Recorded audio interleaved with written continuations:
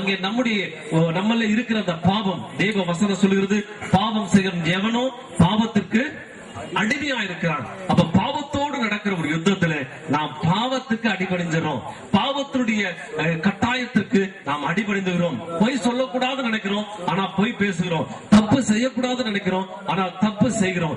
இதை செய்யக்கூடாதுன்னு நினைக்கிறோம். எல்லா பொல்லாதான காரியங்களை நடப்பிக்கும்படி நாம் அந்த யுத்தத்திலே தோற்று போகிறோம்.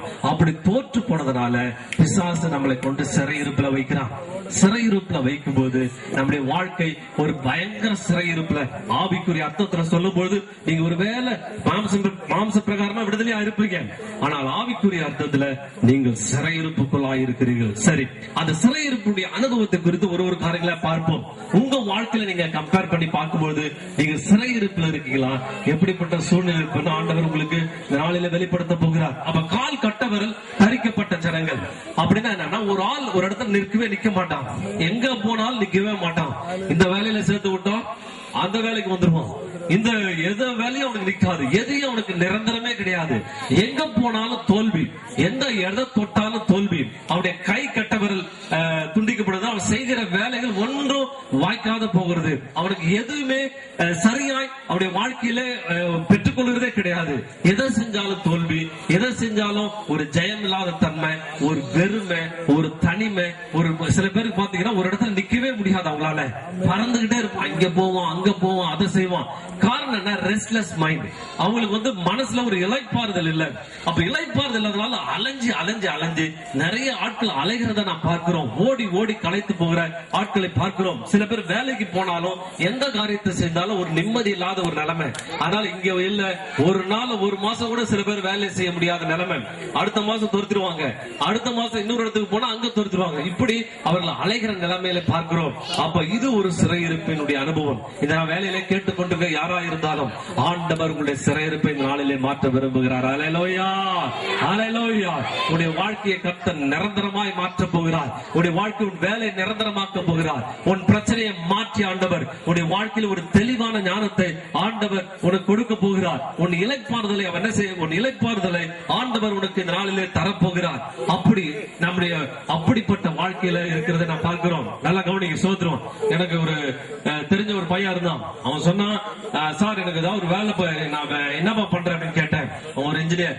அவன் சொன்னா, வேலை போட்டு கொடுங்க, நான் எனக்கு ஏதாவது இது வேலை இல்லாம இருக்கிறேன், நான் சுத்தி வரேன், ஊரை சுத்தி வரேன், எங்க போனாலும் எனக்கு சரியா செட் ஆக மாட்டேங்குது, நான் சுத்தி வரேன், எனக்கு எந்த வேலையும் செட் ஆகல அப்படின்னா. நான் சொன்னேன், நீ கவலைப்படாத, நம்ம ஃப்ரெண்டு ஒருத்தர் கம்பெனி வச்சிருக்காரு, அவர்கிட்ட உனக்கு எப்படியாவது ரெக்கமெண்ட் பண்ணி அங்க உனக்கு சேர்த்து விட்டுறேன் அப்படின்னு. அவன் சொன்னா, என்னங்க உங்களுக்கு அதெல்லாம் தேவையில்லாத வேலை, உங்களுக்கு ஏங்க அதெல்லாம் செய்றீங்க அப்படின்னா. என்னன்னா இப்படி சொல்றேன், உனக்கு நல்ல வேலையா போட்டு தரப்பான்னு. இல்ல அவர் நல்லா இருக்குது, உங்களுக்கு பிடிக்கலையா அப்படின்னு கேட்டான். நான் சொன்னேன், என்ன இது புதுசா இருக்குது சொல்லிட்டு, சரி அதெல்லாம் பரவாயில்ல, எப்படியாவது இவனுக்கு வேலையை செய்ய அவன்கிட்ட ரெக்கமெண்ட் பண்ணி வேலையை சேர்த்து விட்டாச்சு. சேர்த்து விட்டு ஒரு 6 மாசம் கழிச்சு அவன் போன் பண்ணான். போன் பண்ண அவன் சொன்னா, நான் உங்கள்கிட்ட அப்பவே சொன்னேன் இல்லையா, என்ன இந்த கம்பெனியில சேர்த்து விடாதீங்கன்னு. என்னப்பா ஆச்சுன்னு, அந்த கம்பெனியே திவாலாகி அந்த ஆளு போலீஸ் எடுத்து அவர் எங்க போனான்னு தெரியல. எங்க பாஸ் நான் சோத்திரம். அல்லேலூயா.